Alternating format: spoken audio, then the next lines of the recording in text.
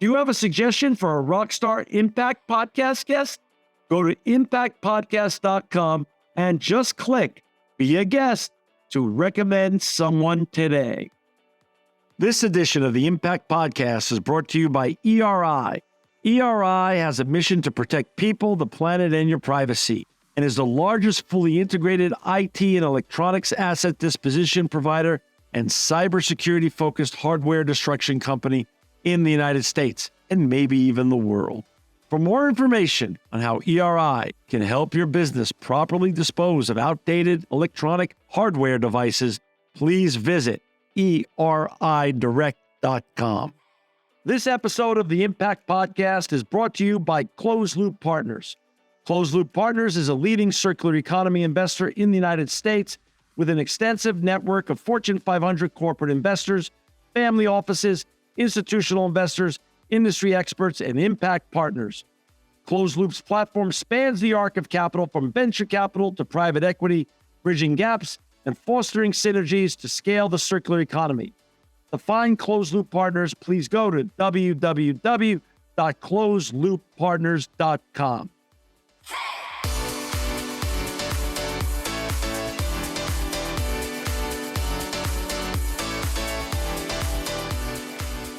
Welcome to another edition of the Impact Podcast. I'm John Shigarian, and I'm so honored to have with us today John Hixson. He's the Chief Sustainability Officer and Vice President of Global Government Affairs at Yum Brands. Welcome, John, to the Impact Podcast. Thanks, John. It's a pleasure to be here. Well, John, before we get talking about all the important work you do in government affairs and sustainability at Yum Brands, I'd love you to share a little bit about yourself. I know you're in Virginia today, but where did you grow up and how did you get on this fascinating journey and important journey that you're on at Yum Brands? Thanks, John. Happy to share a little bit of it. I get my through line through my career, I say, is really I'm a food nerd. I've been kind of in the food space, one form or another, my whole life. I grew up on a farm in Kansas, kind of, wheat and cattle and corn and that kind of operation. And then got a degree in food processing, so stayed in food, worked in flour milling, and decided I didn't want to be in a flour mill forever, and had the opportunity to go to Capitol Hill and work on food, agriculture, environment, conservation kind of policies. Did that, and then came off of Capitol Hill, and really I was a lobbyist. I still am officially in the lobbying world. But what I did at my first employer off the Hill, Cargill, was really solve big challenges. And that's what got me motivated and kind of led me into sustainability by first kind of working on early versions of the Roundtable for Sustainable Beef, worked for the cotton business in some really interesting challenges around kind of gender equality in Africa around cotton farmers and who do you pay and how does that impact household health and quality. So got to do really kind of interesting challenges and problem solvings, and then had the chance to move to Asia for a few years, worked out there and did what I say was kind of a knockdown, drag out negotiation on palm oil, which was really probably my deepest, engagement in sustainability. And that led to other kind of interesting projects. Did a lot of smallholder work, kind of how do you help producers be a little more sustainable, a little more efficient, and survive and make money a little more. And I found that very emotionally rewarding, and it was a great set of projects across not only palm oil, but coconut oil and cocoa and some other like livestock and feed operations for smallholders as well. Then joined Yum about 9 years ago. And at Yum, I'm the Chief Sustainability Officer, lead our kind of all of our programs. We break it up into food, planet, and people, and lead kind of all of our goal setting and our execution and measurement, particularly in food and planet. Work a lot with our HR teams and people and culture teams on all of our goals around people, and then a lot of our supply chain teams around like how we monitor human rights and those sorts of things in supply chain. So roll all those up. And that's kind of what the team does. And the funny thing about government affairs, especially I say internationally, when you're in the food world, once you cross the water's edge, sustainability and government affairs are the same thing. Most of what we really follow are packaging laws, laws that impact our right to operate, our access to commodities and crops we might need, or the systems we use for renewable power or incentives therein to kind of run our restaurants and that sort of thing. So it's kind of more almost, I call it the external affairs kind of category, if you will, work with our investor relations teams, communicate up with the board what we're doing and share that strategy, and can help try to pull it through the system overall with our internal operations as well as our franchisees. That's fascinating. John, as you and I know, chief sustainability officers relatively in terms of corporate America and actually corporations around the world, relatively a new title, new term in the last 20 years or so. How were there someone who was in your shoes before you? Or were you the first chief sustainability officer at Yum Brands? There was. I'm the second chief sustainability officer at Yum. There was an individual here and did a great job of setting the foundations. Back then in version 1.0, it was really in this company, really within the four walls, what we're doing efficiently around building design, lighting, HVAC. That's still that core work of how do you run a restaurant with less water, less power, those sorts of things really is what still drives a lot of that program. I think what changed when I got here was all of a sudden we had lots of shareholder pressure for a few years around, what are we doing in the broader ecosystem? What are we doing through our supply chain? So there was one other person here, and all my other prior work overseas, in particular, I was never had a sustainability title at all. It was in a totally different naming, but at the essence of it, it was that problem solving. Interesting. And for our listeners and viewers, just to even be more familiar with, just when you hear Yum Brands, let me just share with you how big Yum Brands is and how familiar you'll be with the brands as well. KFC is owned by Yum Brands, Pizza Hut, Taco Bell, Habit Burger and Grill. That's just a few of the very iconic name brands. Over $8.2 billion in revenue in 2025, with over 1 million employees and franchise team members around the world, serving 155 plus countries. You've got a heck of a platform you get to manage and be involved with. So when you guys move the needle and do things in sustainability or circularity, it really is inspiration to others to how to act, how to go, and it really does move the needle. How does that look like from where you sit? How do you go about creating the areas you mentioned, food, planet, and people? Break that down a little bit in terms of, there's so much. We know sustainability could be this wide and it could be this narrow. How do you approach it with such a huge platform and make it doable? It's a great question and a challenging one, and one I think about a lot, actually. It's a little bit of like, how do you eat an elephant? I was just going to say that. But at first, you got to find the elephant. So you can't try to eat the whole herd. Right. I think part of it is there's like a lot of corporate strategy, honestly. There's some focus to it. We did a lot of work kind of retooling what our true focus needs to be.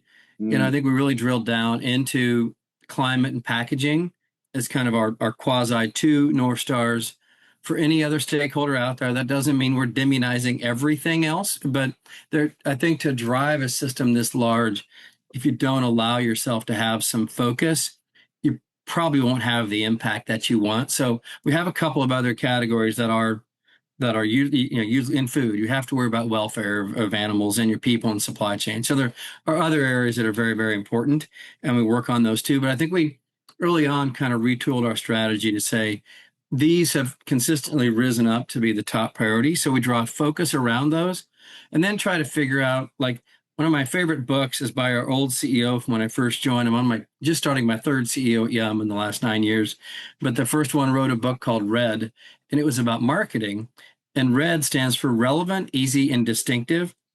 And I'm always struck by that for how relevant those initials are in so many things in the corporate world, whether that's really around building a brand, but that ease and distinctive things in particular, when things are complex and difficult, I just know they're going to struggle to get through our system. So what our team spends a lot of time on, how do we remove friction? How do we drive progress, get some things done, and make it as easy for the system to evolve into doing the right things, rather than lecture and say, thou shalt do X, and it's 15 steps to do it. If we can find a simplified way to help drive that execution, that's something we really try to focus on.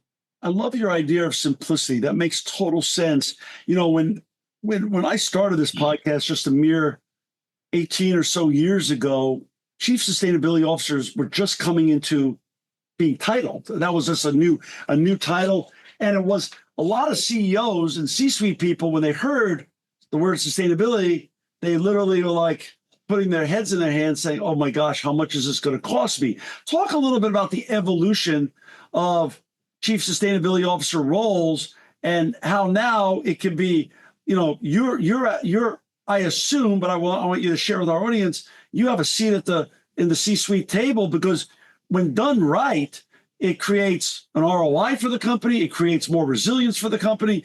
There's just so much return that you can get. That's meaningful.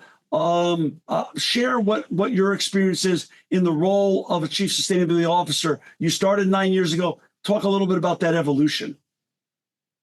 Yeah, but to some degree, it's maybe almost come full circle, if you will. It felt like I started kind of career-wise back in the crisis days, 100% around an ROI.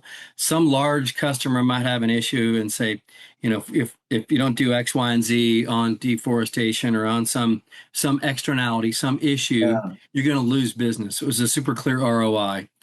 Then it evolved, I think, into broader, more visionary, aspirational goals that were really hard to hit sometimes. And we may have lost a little bit of that focus on ROI. And I feel like it's coming back to that even stronger now as kind of this pendulum has swung back. And I'll give you just some little examples. One of the better ones we had was at Taco Bell, where, when you have packaging around food, it performs a lot of things. I think it can be just as, it's one person's waste, but for another, it's a food safety barrier. It has to make the product deliver to the consumer and the customer with the right temperature, the right operating realities, be easy for the team to understand how and use it and how it fits in. One of the things that really can make packaging more challenging, more expensive, is to have multiple layers of the packaging, have a fiber packaging with a coating or with a plastic window, all those things. We did a work a few years ago that was really impactful, where we realized when we removed just a plastic window that used to allow visibility into the quesadilla, if you will, that one thing prior to that piece of packaging was, never going to be recyclable, never going to be recoverable, was always going to have to go to landfill. You remove that out of there, work on the coatings, and all of a sudden that's a recoverable, recyclable piece of packaging. And it had lower costs because you didn't have to have the machine that cut the window out and glued in the piece of plastic in there. So it actually lowered the cost, saved money, and met sustainability needs. And I think there are little things like that we try to do and also try to encourage. At the end of the day, it's a great packaging engineer that's going to figure that out, not me. But I think planting this seed of here's the framework and sustainability we need. We need single laminate packaging. We don't need multiple things that are impossible to recycle. You plant that seed in some packaging engineer and they can go, wow, wait a minute. We can see another way to redo this. Example, we have examples there. We have examples in Pizza Hut. Similar deal with our wings. They've made the box that the wings comes in more recyclable and lower the cost. That's the kind of win-win I think that we like to look for wherever possible. Not always achievable for sure, but that's the kind of wins I think that really make a lot of sense. Well, since you're dealing with so many iconic brands, how much of what you learned at KFC is transferable to Pizza Hut, which is then transferable to Taco Bell, which then gets transferable to Habit? Is it very transferable, or are there enough subtleties and nuances to sometimes keep you up at night? It's a blend. There are a few things that are transferable. When you look at a automated building management system that can lower your utility costs by automatically turning on and off equipment, that's a similarity in the back of a restaurant that can be very similar, certainly across the Habit and Taco Bell and KFC. They have similar pieces of equipment. So there's some learnings that we can pull there. We can also pull globally, which is great too. A lot of our best innovations, unfortunately, come from markets with the highest power cost. If you have a much higher cost of power, your incentives for trialing new things that save energy are a lot easier to evolve. And then at the same time, we did some early strategy work on when we set our climate goals, looked at the marginal cost curve. Where did you have savings? Where did you not? Where were your emissions? Just an understanding of where within your entire system are your emissions. Came up to beef, chicken, and dairy were our three primary kind of largest emissions on the supply chain side of things. So that was great. That allowed us to then do kind of common, we had like nuances. We have regenerative grazing for Taco Bell and some programs that run from Colorado to Oregon. Where in Pizza Hut, we did more dairy work around methane reduction and what can you do with feed efficiency and methane reduction. And now on chicken, it's a little more around feed systems because the poultry themselves is a pretty efficient protein in terms of GHG efficiency. But I think the reality is we use those elements in all of our brands. So they may be anchored a little bit in one brand over another, but those proteins and that cheese has broad applicability throughout our whole system. Understood. What happens though when you're now looking at the general whole? You talk about climate. Packaging is important, but climate. How does climate interrelate climate goals and your net zero goals across all your platforms? I think where we've seen them get the most traction is really the operational efficiency side within the four walls of the restaurant. Our emissions have come down. I'd love to take some grandiose credit for that. I think as power has gotten more expensive and renewable prices have declined, we can talk about the political wins in the U.S. And it's probably important to note of those 63,000 restaurants that Yum has, over 40,000 of them are overseas. Wow. So it's not a geopolitical lens of just in one geography or not. I'm kind of thinking of the whole system at large. And the reality of it is that as those two things occurred, where power got more expensive and the cost of renewables dropped, we saw a lot of natural adoption, both of renewables and of more energy efficient systems so far. So those haven't got us all the way where we need to get to, but they've contributed nicely to our emissions goals on the restaurant side. Interesting. If you've just joined us, we've got John Hixson with us today. He's the Chief Sustainability Officer and Vice President of Global Government Affairs at Yum Brands. To find John and his million-plus employee colleagues and franchise team members, please go to www.yum.com. You just brought up a really fascinating point. 63,000 locations, 40,000 are out of the country. John, you're operating in 155 countries around the world.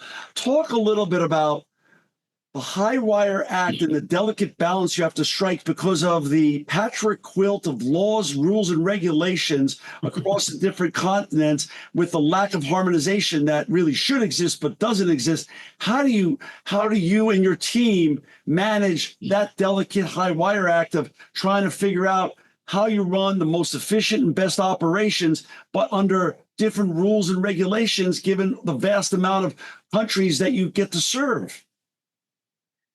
I think part of it is we start looking for where those efficiencies are and looking where those stronger elements of control are and where things are kind of most material, either in terms of volume of restaurants or volume of origin where we source from.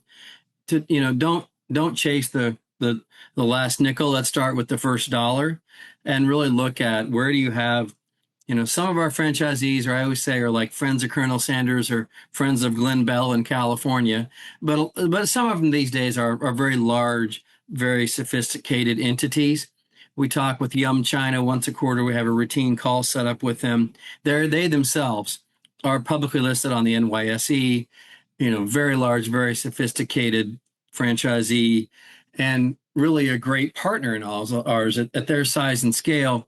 We talked to them a lot about what they're doing in China and what can we look at here, because they've got some of that same shareholder pressure and they've got a level of sophistication on what they're doing that really works in a nice kind of mutually supportive kind of dynamic. So we look for those areas. Some of our other franchisees are also publicly traded. That means they've got some of the disclosure requirements. So see where we can either find franchisees that have similar size and scale or aligned interests that are more naturally fit. And we also have procurement in different areas like Yum China, given their size. They do their own, but they work with us in a larger council of our larger franchisees. Like collectively, this council makes up well over 60, 70% of our total procurement. So you find those areas where you can really, to your point, drive larger impact in a little quicker and more efficient manner. We want to use what we learn there to talk to those smaller ones as well, but there's a practical reality again of that focus and simplification. You have to find those larger parts of the system where you can build a little momentum. That's internal inspiration. That's internal best practices sharing. What about external? Because the food industry is so large and you've had such great experience in your career and have lots of relationships outside of Yum Brands. How often do you now look to other food locations, food brands for not only inspiration, but also factual, science-backed things that are working for them that you could then deploy at Yum Brands? I mean, I think we look a lot to our competitors, what they're doing. We look a lot, candidly, to our suppliers too. And I think some of our biggest achievements that, some of things are above the line in visibility, and we talk a lot about. Some of them are things in kind of resilience and risk reduction that you do for that side of the ledger. I spent a lot of time in the last month or two really looking at that ROI calculation around, what kind of cost do you reduce? What kind of cost do you avoid? What kind of revenue can you support and help add on and generate? And what kind of revenue can you protect and make sure that it doesn't go away? Like, what are the ways we can then look at those? And I think it comes back to those partnerships to see, like, we've joined some early collaborations around the whole poultry industry. A number of restaurants that were large in that industry, probably now, 8, 9 years ago, maybe, got together. We all realized we had kind of a joint welfare challenge around poultry welfare. A lot of consumers care greatly about it, got together and helped kind of get the International Poultry Welfare Alliance off the ground and the Roundtable for Sustainable Poultry and Eggs. Through that process, we all got to collaborate. So rather than, Yum asking us specific questions about poultry to suppliers, and some other company asking them just slightly differently, we could talk with our suppliers, like, what are you measuring today? What's the science say is the right things to measure? And again, develop some kind of streamlined and simplifying key performance indicators that now allow us to really collectively engage and try to improve welfare in a more holistic manner that doesn't get antitrust violations and anything of that nature, keeps everybody Sure. where they need to be, but also kind of establishes a baseline of understanding so that we're not using one language and our suppliers are using another. I think one of the things I heard a lot when we did early days of kind of listening to stakeholders, I met with all of our protein suppliers and they're like, geez, John, you're killing me. McDonald's asked for one thing, Yum asked for another, Unilever asked for another. We're all just growing one product here. Like, can we find a way to simplify and harmonize? And I like to, as much as possible, lean in and support those initiatives wherever we can, because that allows you to then get onto the work of how do we collaborate and drive the right change. I like that. Go back, because you're in that unique role of not only chief sustainability officer, but also vice president of global government affairs. You have a unique perspective, John, in that, you get to see how different governments, and let's just say that all governments have great positive points and with good meaning people, and some have negative just because they sometimes can't get out of their own way.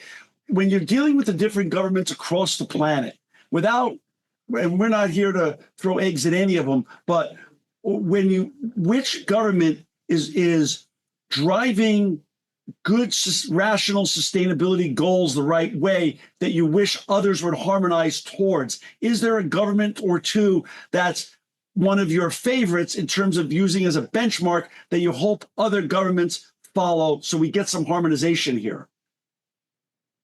That is a great question. And it's one fraught with pitfalls, might I add. Yeah. I'm not trying to, but I'm not trying to create any. No. Oh, yeah. I'll give you some examples. I think sure. a lot of what we see is like who moves first. Yeah. And then what can we learn from where it goes? Okay. Because like Australia is a good example. They tend to do a lot of things that were on the front edge of some of our energy reporting, our disclosure, some of our work around packaging as well. And what was nice, a little smaller country, didn't have all the extreme complexities. I think, again, what I like is right now we're dealing with packaging laws. Many of them, like the one in California, I think we have to monitor and measure 89 or over 90 different sub-variations of what specific plastic type you're using, Oh, paper type you're using. And instead, some of the early systems were like, we're going to charge you a fee that's here for plastic because we don't like that much and it's harder to recycle, and here for paper. And where we have those examples of governments that make more simplified choices that allow, a little wind at your back to drive something, but not being stuck in a tornado. I think that's the difference of what we're talking about for good government and challenging government. Uh, right. you can look at regulations as wind in the face or wind in the back, but I try to look at the upside wherever we can. But you need that to be a gentle and steady wind, not a tornado. And some of those countries can go a little, I think they feel like they have like one political moment. So let's just get everything we can possibly throw into this bill. And you may miss the mark of like driving progress. Interesting. Talk a little bit about opportunities and responsibilities. Given that you're a huge brand and represent many iconic brands across the planet, you know, there's many things that cross your desk. Some are opportunities for you to take on in the right time, and some are more general responsibilities given your leadership as a massive brand that gets to feed hundreds of millions of people a year. How do you do that gentle balancing act of making sure the responsibilities get done, but the opportunities don't get missed? One, I'm very fortunate. I have a great, great team. So I think the key thing you do in any leadership level of position is try to have as clear a direction to travel, clear as targets as you can, hire great people and support them. Like, so I think the main most important thing we do is really try to create that culture. We had a great kind of mid-year team meeting a couple of weeks ago where I talked about culture too, especially in sustainability. We don't have a big team because I don't know that you always want a big team in sustainability. Most of what you want is actually embedded in your operating channels. Your folks that design restaurants are going to be the ones that can do the most success in getting the right equipment and specs about what's going to be happening there. Likewise, in supply chain, we'll have the lead on adherence and driving all those policies.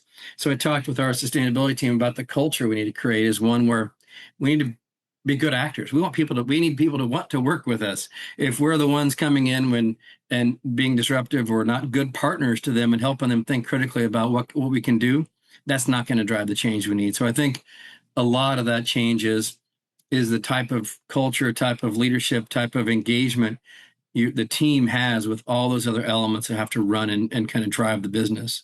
Speaking of engagement, sometimes my friends who sit in your position at large, very large brands with as many employees as you have always tell me, John, size is the enemy of communication. How do you communicate with your employees and get them to become not only ambassadors for sustainability, but evangelists for what you do? It is hard, and I like that quote. I hadn't heard that one, but I like it. It is a practical reality. I think again, we do a number of things in our communication. We communicate around our annual reporting and what we do. We communicate around our projects.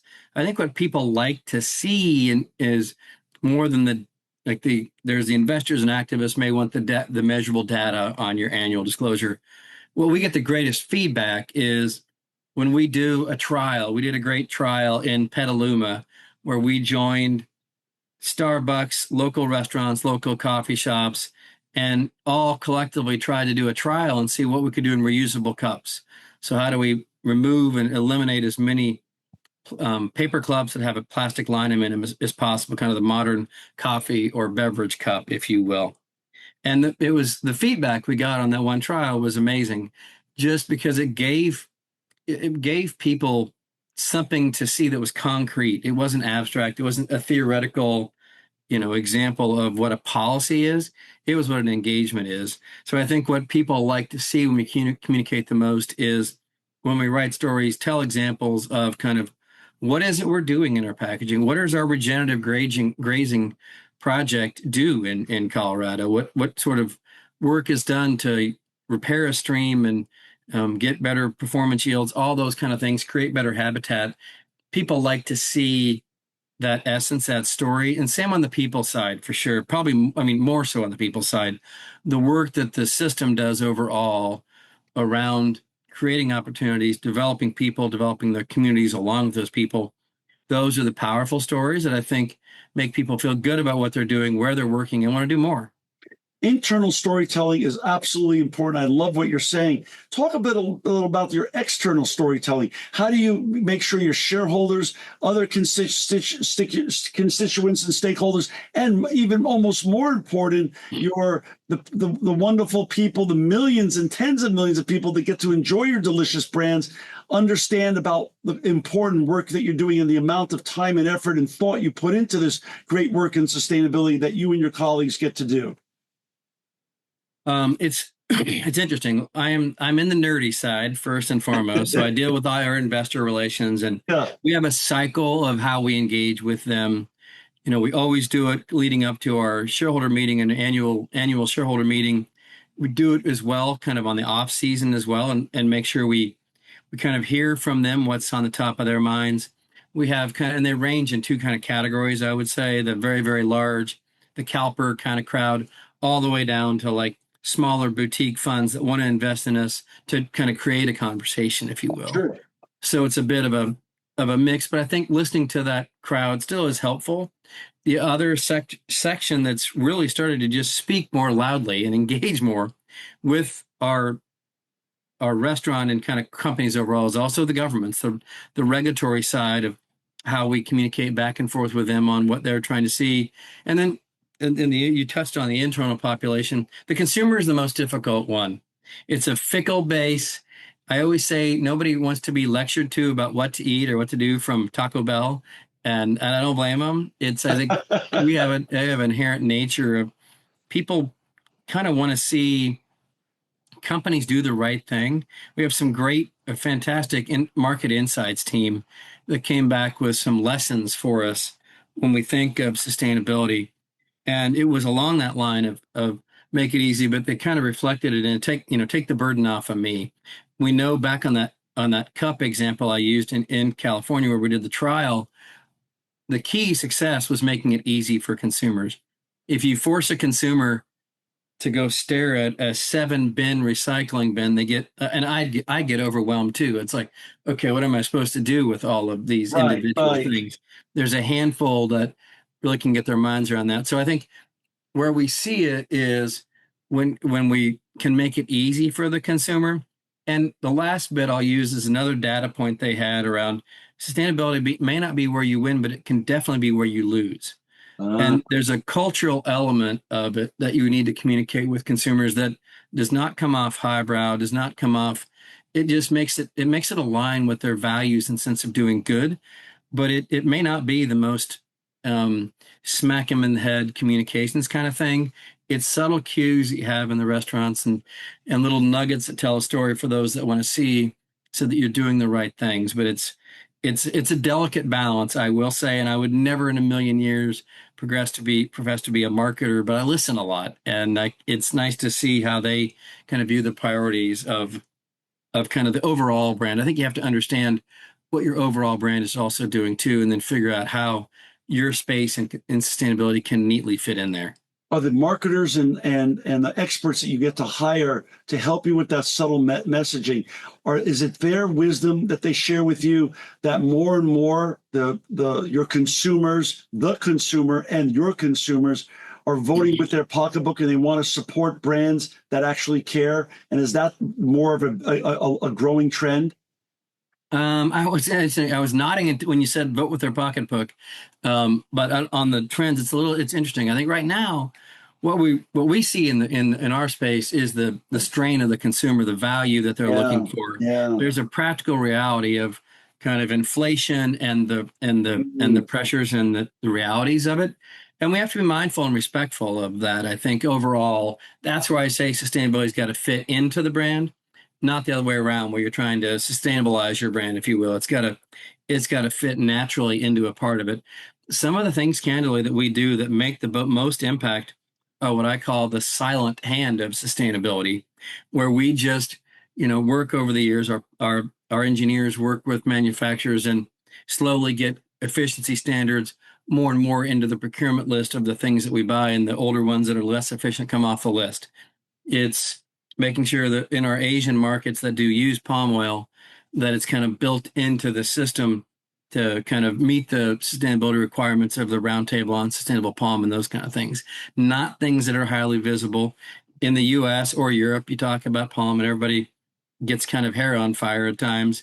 But for most of the world, that's the most common cooking oil out there, and we need to do it sustainably. So you got to kind of pick where you use your voice, if you will, but a lot of that requires a lot of listening. John, there's not a day that you and I can turn on Bloomberg or CNBC or read the Wall Street Journal or New York Times or any great other publication without reading about another AI story. How much is Yum Brands leveraging AI to innovate and to continue to drive not only more innovation, but just more success and more sustainability opportunities for your great brand? I mean, greatly, I would say. Okay. Kind of, and that's not limited to sustainability. Holistically across Right. the company, AI is very important. And this is the second time I've gotten asked this question this week, and I want to go back and look. We had a pilot project where we deployed AI across about 90 Taco Bells probably a year or so ago. And I'm reminded I want to go back and see. We went out and visited the restaurant. One of them was here in Northern Virginia. And it was great to see because, I think we have a fear, rightfully so. I'm at the parenting age where I've got a son getting out of college. So like you're worried about who's getting jobs and not and what impact it's having. Sure. But in our situation, it was fascinating to go see how the AI works in our restaurant. And it really is anchored around improving the team member experience and improving the consumer's experience. When consumers go to quick service restaurants, the killers that will really frustrate them are wrong order, wrong food, or cold or out of spec, if you will, but not the right temperature and not the right product. And some of the tools that we have that like automatically have a scale underneath it. And when you put the bag there for the last check and it sees what's on your ticket, what's in the bag, and it goes, hey, did you miss a nugget on that meal? Like it'll tell you like automatically. And it's not something where we programmed in the weight of what the nuggets are. It just learned over time autonomously what sort of programs and what the system what the receipt should look like to when it's 100% accurate over time. And likewise, in the back of the house, it does some more predictive scheduling as consumers roll up, makes it easier for the employees in the back of the house to understand maybe it'll tell you don't have to think about it. It'll tell you like, hey, make X, Y, and Z ahead of time just to see that may be popping up in the cycle again. So in our system, it's really been, and it had good feedback from the employees. They liked it. They valued it in making their jobs easier. And the consumer feedback was good as well. So far, there are pockets of challenge out there for sure. And we use just a lot of technology. We use a lot of, our tropical oils do use kind of geospatial monitoring as well. Such a powerful tool to really see if you've got land conversion or deforestation around you. And if you do, can you rapidly investigate it? When I first got into this business, it was almost impossible to do that. You didn't have those locations. So there's nice applications of technology from kind of AI to like lots of other uses that we're leaning into that really add a lot of value. John, the more I have the honor and pleasure to interview what I call one of the greatest fraternities on the planet, the chief sustainability officers and chief impact officers of great brands like Yum Brands, I'm learning more and more that there's in the last 12 to 18 months walking away from these what became an alphabet soup of acronyms that got highly politicized to more of the terminology around sustainability and the focus on resilience and materiality to the core mission of each brand. Is that what you're finding as well at Yum Brands? I am, but it is not a linear or fast journey. There's still a sea of acronyms that we swim in Europe. Okay. And, I have to report to the board on them. And I'm like, we use this, but really it means this. Right. We're trying to do the right things for the workers in our supply chain. We're trying to do the right things for the planet and the geographies where these products are grown. Like I said, I grew up on a farm in a very, very rural part of Western Kansas. The Yeah. more you could use simple, understandable language, the better with me. And I think with most people, nobody wants to get into a sea of No. acronyms. Acronyms. I'm with you. We talked about AI a little bit. Talk about, you've been at Yum 9 years, so you have a lot of history behind you. Plus, you were at other great food brands before that, Cargill and others. Talk a little bit about what you see in the future. Take out your crystal ball, John, and now predict a little bit the changes or innovations that you think are going to reshape sustainability and the food system in the next 9 years. I think you're going to see more technology use on finding scalable solutions. I think I always say in the sustainability world, especially around climate, when you're thinking of energy production, so coal, oil, and gas, it's a pretty straightforward, easily understandable emissions reality. Food is largely cyclical. It is a seed that's in the soil for a little bit, comes up in the air, photosynthesis, has, the methane cycle, the gases, the emissions that are around it are largely above ground. There's a little bit that goes into that system, but it's a pretty highly efficient system relative to petrochemical use. It's really largely a cyclical nature. I think we're going to learn over time, is that the right thing to focus on, or should we really focus on nature? Should we really focus on kind of biodiversity or water? Like, I think you're going to see a little more material like focus areas that will drive the change on the climate side, but probably more targeted to kind of other kind of key challenges, especially in food, I would say. So I think there's going to be great innovations and tools that will allow us to be a little more precise at finding those areas where we have the highest impact and beginning to lean in a little bit more. And a lot of the other innovations, I think I'm hoping that they come about the way that they are leaning, or in the regenerative space. It's regenerative agriculture is a fuzzy word. It's back to an acronym. It's at least a pretty simple word, right? It's not easy to get your mind around, but in the main, I think it gets down to improving soil health and what benefits come from that. If you can do that in a way that is economical for the farmer and produces economic benefits for them, that's a nice self-fulfilling cycle. And I think you're seeing really nice innovations there. Sadly, again, high-priced fertilizer, another one of those things, drives a lot of innovation in other people trying to figure out, is there a better way to do X, Y, and Z and help kind of meet the nutrient needs, improve the soil health, but not do it in a way that we have been. So I think innovation and technology overall will continue to yield great benefits and sustainability. John, is it true that you guys put out an annual sustainability report? Is that correct? That's correct. And what month does that usually come out in? It varies. We're trying to speed it up to meet regulatory timelines and hopefully align it a little closer to our annual report. So it should come out here in the next month or so. Great. And for our listeners and viewers, that then lives in perpetuity on www.yum.com? That is correct. Listen, John, it's been just a joy and an honor and a pleasure to interview you today. And for our listeners and viewers, to find John Hixson, who's the Chief Sustainability Officer and the Vice President of Global Government Affairs at Yum Brands, please go to www.yum.com. John, it's not only been fun to interview you and a joy, but also I want to just thank you for making the world a more sustainable and better place. Thanks, John. I enjoyed our conversation. I had a great time today. This edition of the Impact Podcast is brought to you by Engage. Engage is a digital booking platform revolutionizing the talent booking industry.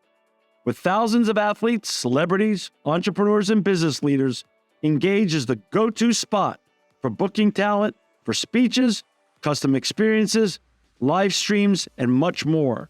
For more information on Engage or to book talent today, visit letsengage.com.